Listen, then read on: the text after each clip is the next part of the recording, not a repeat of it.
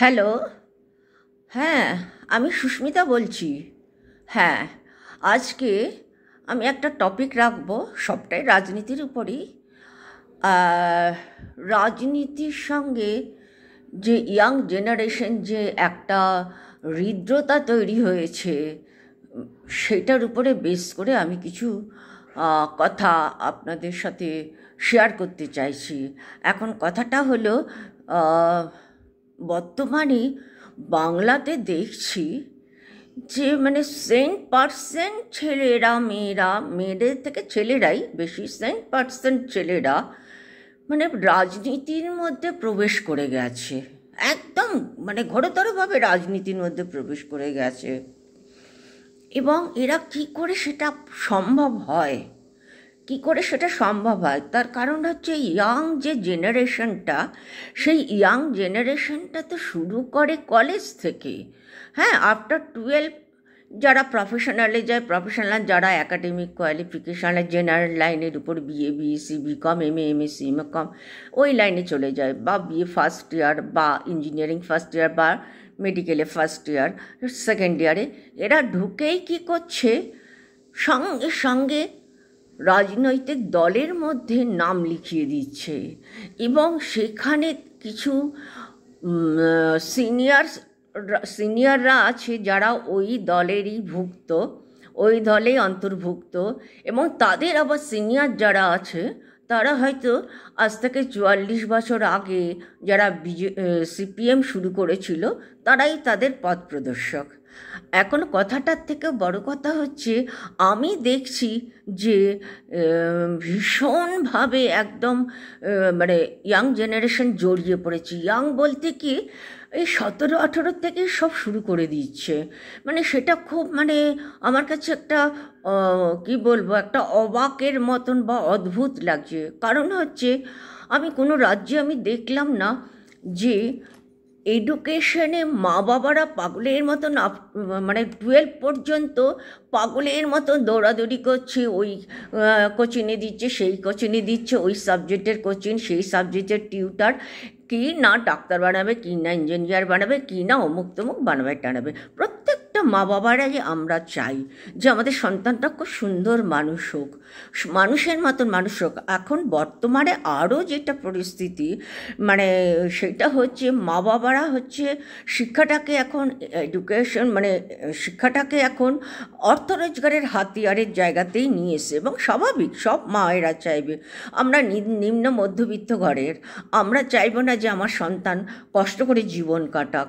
মা বাবারা কলেজে ঢোকানোর সাথে সাথে রাজনীতির মধ্যে ঢুকে যাচ্ছে তারা, এবং রাজনীতিতে ঢোকার পর তারা কতটা ক্লাস ফলো করছে বা কতটা পড়াশোনা করছে আমি সেটা বলতে পারবো না, কেননা আমার নিজের সন্তান দিয়ে তো আর আমি সবাইকে জাজ করতে পারি না, এটা সম্ভব না।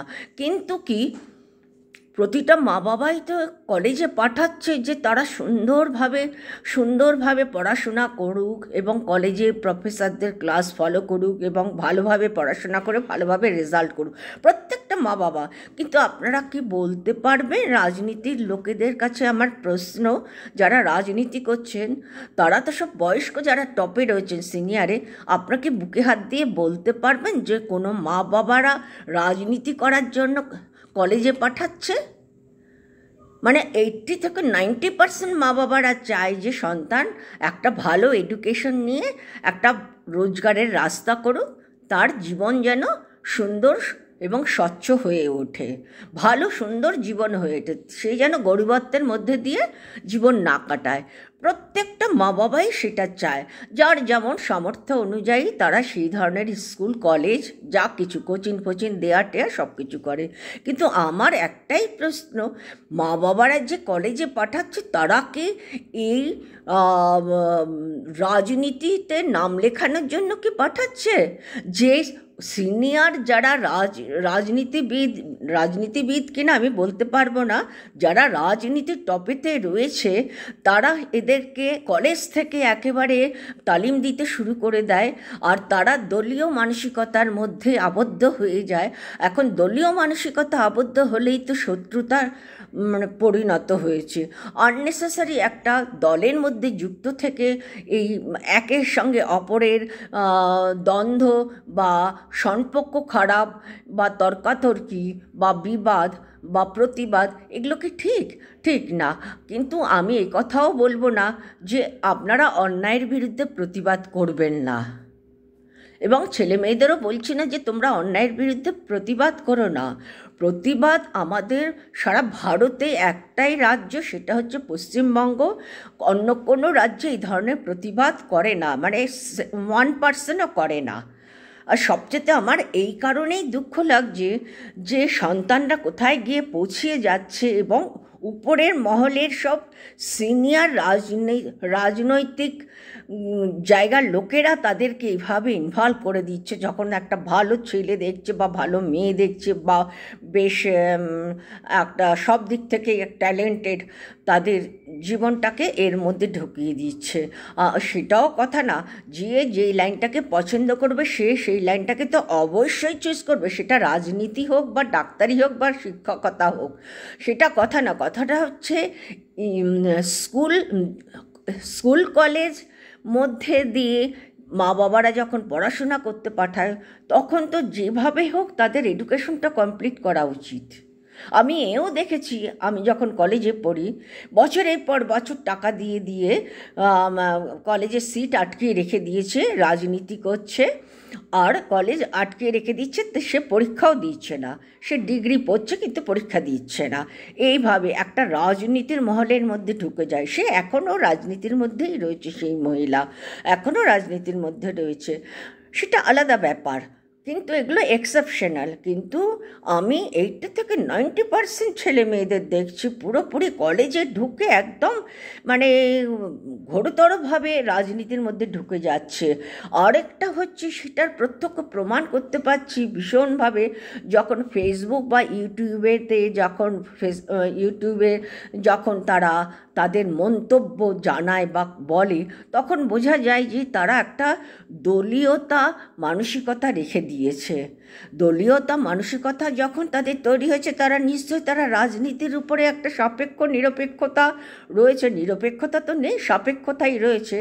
এখন কথাটা হচ্ছে, আমি কম্পেয়ার করতে চাইছি, ভীষণভাবে দরকার, সেটা ভারতের মধ্যেই তো, সেই জন্য আমি কম্পেয়ারটা করছি। আমি অন্য কোনো রাজ্যের সাথে আমি দেশের সঙ্গে আমি কম্পেয়ার করব না।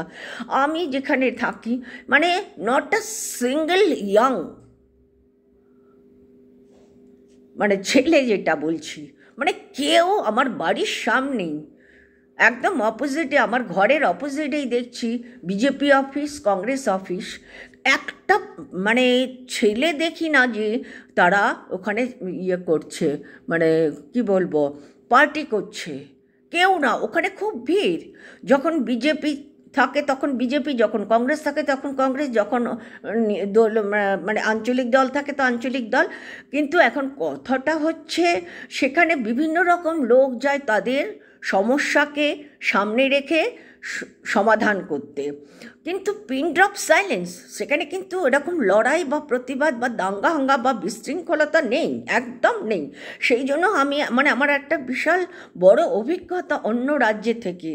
সব জায়গাতেই ভালো মন্দ রয়েছে, হয়তো আরও বেশি খারাপ পরিস্থিতি অন্য অন্য রাজ্যে, কিন্তু শৃঙ্খলাটাকে ধরে রাখো, বিশৃঙ্খলতা না।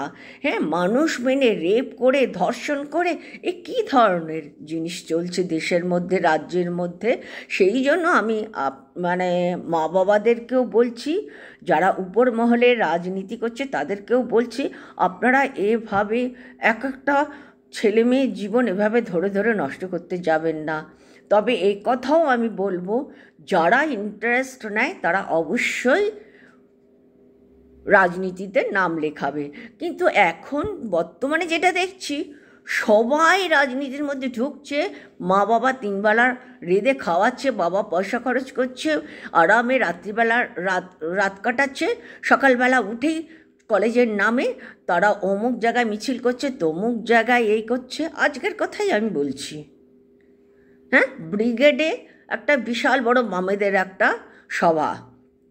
বলুন আপনারা, আমি কিছু বলবো না, এইখানে আমার কিছু বলার নেই, কারণ এগুলো তো রাজনীতির ব্যাপার তো। কিন্তু আমার বক্তব্য সেটা না। আমার বক্তব্য হচ্ছে, মা বাবারা চায় না যে আমার সন্তান পড়াশোনা করাকালীন এর মধ্যে ইনভলভ হোক, কিন্তু বাধ্যবাধকতাভাবে তাদেরকে এমনভাবে ব্রেন ওয়াশ করানো হয় যেখানে তারা এর মধ্যে ঢুকে যাচ্ছে।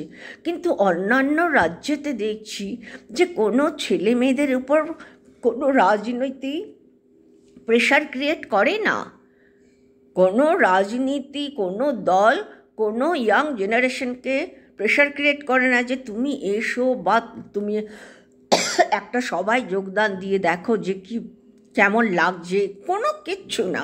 তারা মানে দস্তুর মতো তারা মানে এত সুন্দর লাইফ লিড করে, এবং পড়াশোনার মধ্যে মানে পুরো কিছুটা ওয়েস্টার্ন ফলো করে এরা।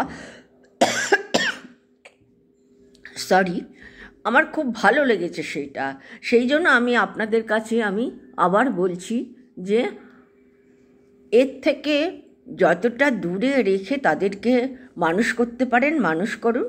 তারপরে ছেলেমেয়েরা অন্ততপক্ষে 25 বছর পর্যন্ত ঘরে রেখে দিন। তারপরে ছেলেমেয়েরা নিজেরা নিজেদের লাইন চুজ করে চলে যাবে। সেখানে আপনারা আমরা মা বাবারা কিচ্ছু করতে পারবো না। সেখানে তাদের একটা মানসিক চিন্তাধারা এবং রুচিবোধটা পুরোপুরিভাবে ব্যক্তিত্ব চলে আসে। সেখানে আমরা বললে হিতে বিপরীত হবে। আজ এখানেই রাখি, কিন্তু একটাই কথা আমার, অন্য কোনো রাজ্যে কিন্তু পশ্চিমবাংলার মতো ইয়াং জেনারেশন 100% রাজনীতির মধ্যে মাথা ঘামাচ্ছে বা এই পরিস্থিতি তৈরি করছে না। কিন্তু কিন্তু সরকারি জায়গাটা যেখানে যে গণ্ডগোলগুলো পশ্চিমবাংলায় বা কলকাতায় বা পশ্চিমবাংলায় চলছে, এর থেকেও কিন্তু আরও ভয়াবহ অন্যান্য রাজ্যে। কিন্তু তারা কোনো কিছু প্রতিবাদের মধ্যে যায় না।